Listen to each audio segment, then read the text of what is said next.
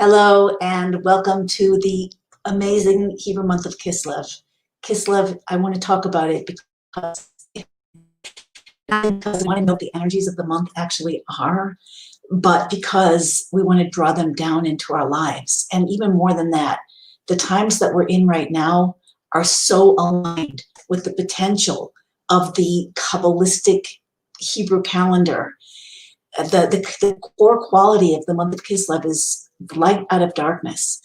Kabbalah, authentic Kabbalah, Hasidus teaches us that not only can we use the darkness, the challenges, the confusion to bring out our deeper soul light, and there are very, very clear ways that we can train ourselves to do that, but also we have to understand that the darkness actually is the light. What does that mean? That means that sometimes there's a potential or a piece of consciousness or an event or a change, a transformation, whatever it might be, a reality that is so intense that we're not able to directly encompass it, to directly relate to it.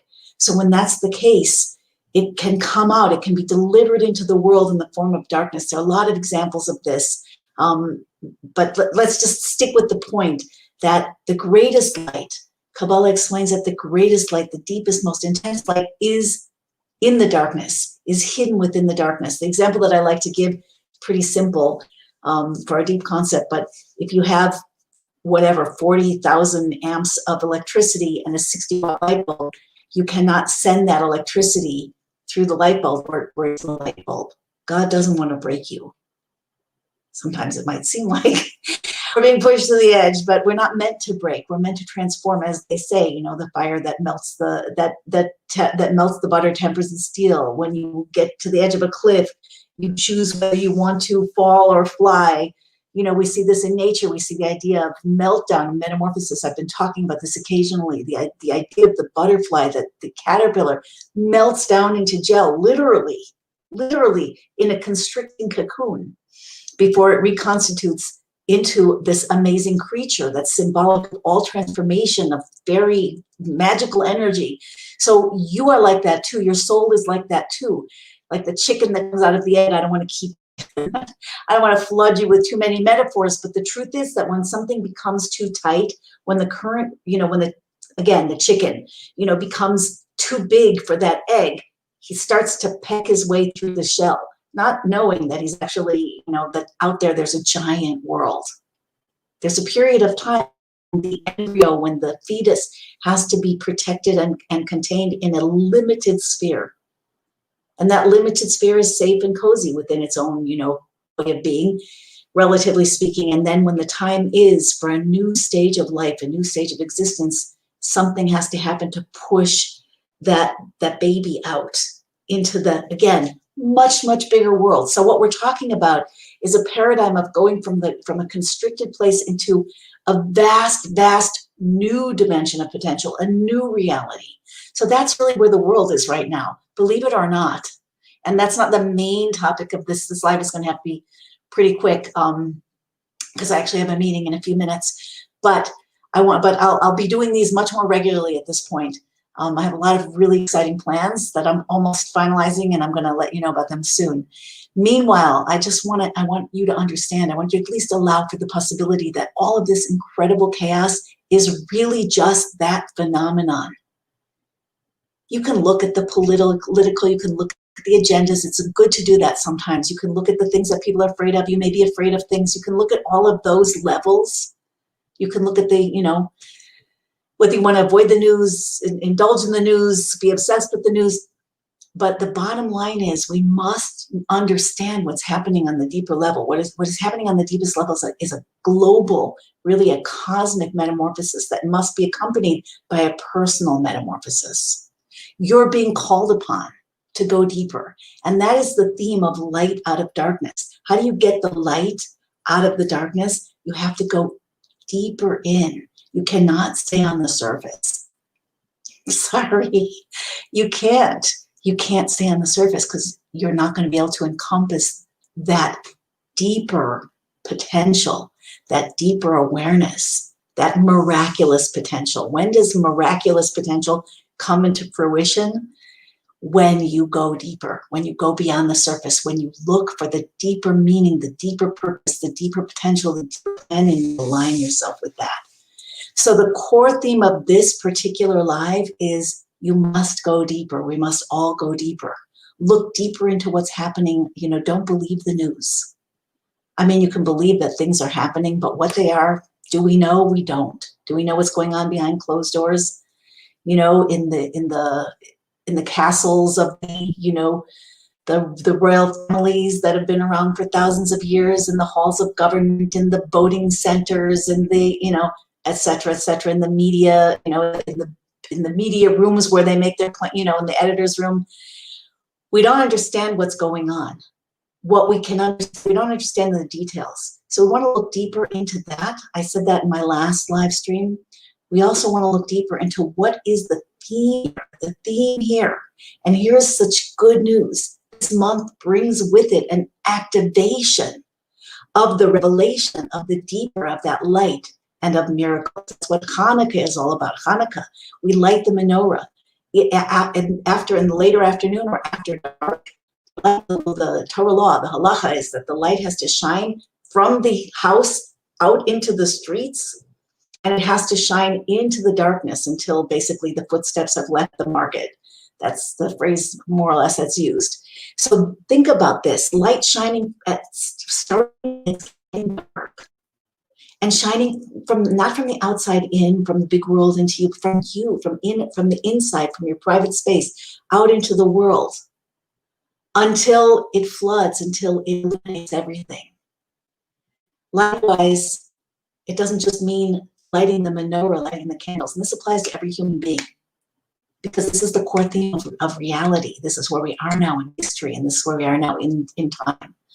So it also means that the light floods from within you out into your world. How do you activate that light? Again, you got to go deeper.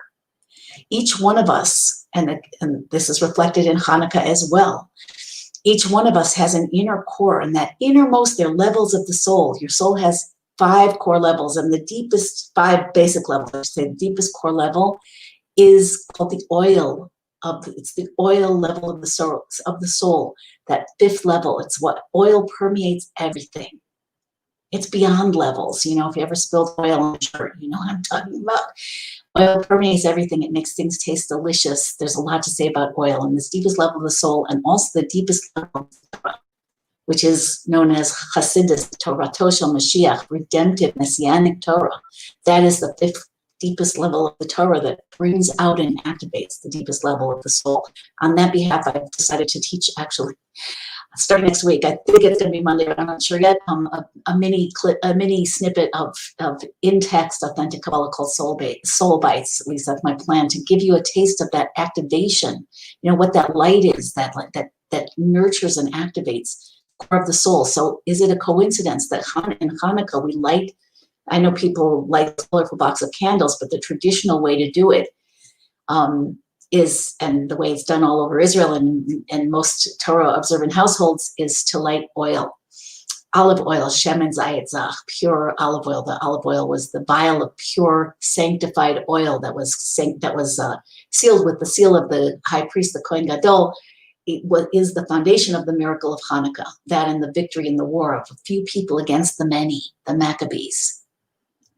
So that's where we are now. So why do we light oil? Pure oil that's sealed. There was other oil, by the way. I don't know how many people are familiar with the story. I'm really sorry that I have to rush this live.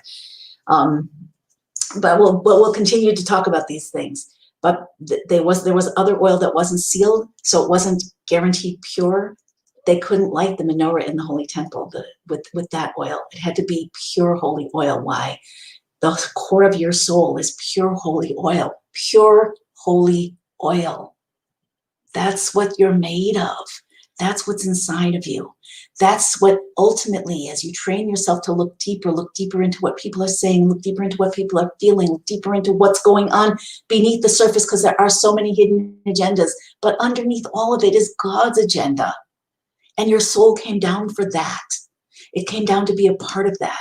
So what would it be like to look deeper? What would it be like? And here's your homework, which I like to call fairy dust. Your assignment is to ask yourself, as you get triggered, as something in the news disturbs you, or as you're challenged in something in your life, or if you have an emotion that doesn't lift you up but rather drags you down, listen, you're not alone. It's totally normal. But we want to master it. You know, that's just the starting point, because we're here to transform darkness into light, and everything is converging now. We're in the month of transforming darkness into light. It's the purpose of creation, and we're in the time when the darkness is rising so that we can see it and transform it into light. It's not going to be hidden anymore. Everything deeper, deeper, deeper, deeper, deeper. So know that triggering is part of the process, but not the end of it. You want to learn to master. So what is the fairy dust for you? Is to look at anything that happens to you that, that in any level triggers you, and just ask yourself, even if you're not there, okay, this is like that builder. Ask yourself, and if you can share here, what you uncover, and that would be awesome. What could be the purpose of this? What deeper perspective could I have that would lift me up? What could I share with someone else that would lift them up? What old pattern or limiting perception might this be attempting to open for me? Remember the chicken, when it's too big for the shell, that's not a bad thing. The shell's cracking. Imagine if you're identifying with the shell and that's your whole world. It's terrifying, right? It's that or get squished to death. Either break your home and all your stability or get squished to death. Well, we're conscious, and we can be more conscious. That's part of going deeper, to be more and more conscious. The more conscious you are, the more you're not like a chicken that has no clue what's happening. When you connect more deeply, and there are many tools and techniques to do this, and the learning from the text, holy, holy, holy light that you connect to, that activates you on this deepest core fifth oil level of your soul, that is one of the most profound, probably the most profound level of all. But what we want to do, what we're being called to do, what all of us are being called to do, is to awaken that deeper vision, to awaken that deeper consciousness, to seek the light in the darkness and reveal it. And the simplest way to do this, when you have no clear path forward, and I'm just going to say this and leave it at this. I'd go on for another 20 minutes. I just have an appointment, so I can't, but I apologize. But the deepest core way to do this, so you want to ask yourself these questions. You don't have to ask all of the questions. This is the sort of question you want to ask yourself when you're triggered. Then you want to close your eyes and go deeper into just go deeper awareness. Let go of the words. Let go of the stories. First, you're asking yourself, you're using words, you're asking yourself the question. That's number one. What could be the purpose? What could be the potential? What might be being called out of me if I would just allow it to happen? And when you close your eyes and ask yourself a question like this, and then listen for some quick answer or, an image, oftentimes you'll get one. But just simply the asking of the question is already moving you a step back and deeper into your consciousness. That's the expansion out of the cracking shell. Because who's asking the question? Who's listening for the answer? That's already a deeper level of you. Want to practice going there. I have so much to say about this, but we'll start with this. And then that's number two. So first the question, then the listening, the deep listening, expanding that awareness, allowing, you don't want to listen, you listen, watch for an image or words, but don't stay stuck on the words. You want to go into the energy of your body. I can say that. You want to feel as you're going to the listening phase, you want to feel where the energy, the trigger, talking about getting triggered, the darkness, where is it in your body? Ask yourself questions about the energy. No story. At this point, you've left the story. Number two, where is this energy? What color is it? Is it moving? Is it hot or cold? Is it deep or shallow? Is it changing as I'm asking? What is it made of? What is this thing that I'm feeling in my chest? Questions like that, again, already, that does two things. It takes you to a deeper level. It practices your consciousness to expand. You become bigger, literally, and it doesn't go away. Also, you're giving your unjudgmental, non-judgmental attention to that energy, that awareness. That's like warming up water. With your attention and you're listening to that energy in your body, you're raising the vibration of the energy. And in many cases, it will dissipate before you even get to figure out what it is. But this is all part of a process. I'm giving you precious tools, okay? So use them. So one is to ask yourself, what is the purpose of this? What is the message? What did I make this? What has been called out of me? See if you get anything, then move away from the story, feel into the energy, ask questions about the energy, listen from a deeper state of consciousness to your inner self. And third, and probably this should be first, these aren't sequential, they're just three things, is you want to bring God into it. Now, I don't know what you feel about God. We all have different feelings about God. Some don't like the word. I want to tell you a famous a quote from a very famous sage, Rabbi Bardichev. If you're one of those who doesn't feel comfortable with the word, because oftentimes we've been beat up with it or scared with it or, miseducated with it. So an atheist went to this great sage, Rabbi Levi, and asked and said to him, I don't believe in a God that would do things like this in the world. And Rabbi Levi said to him, the God you don't believe in, I don't believe in either. So we have to, again, look deeper, look deeper, look deeper. Okay, so if that's your situation, just open to that, allow for that there's something deeper to know. And if you have grown up with a judgmental, punishment, God's trying to change that, because we're moving into redemption, and redemption is a love affair. So that means we have to unwind old trauma also and change that relationship. These are all deep discussions, but I'm just letting you know. I was told before, when I used to be an agnostic, at one point I didn't know that, I didn't even think about God. When I was, young, pre-college, and then in college, I started thinking about, spirituality, and I started taking karate, and I started going to Zen classes, and I was an East Asian Studies major. And at one point, I went to a Hillel rabbi, Rabbi Adler, God bless him. And I said, I don't know if I believe in God. And he said, just talk to God. I said, even if I did believe in God, I don't have such good things to say.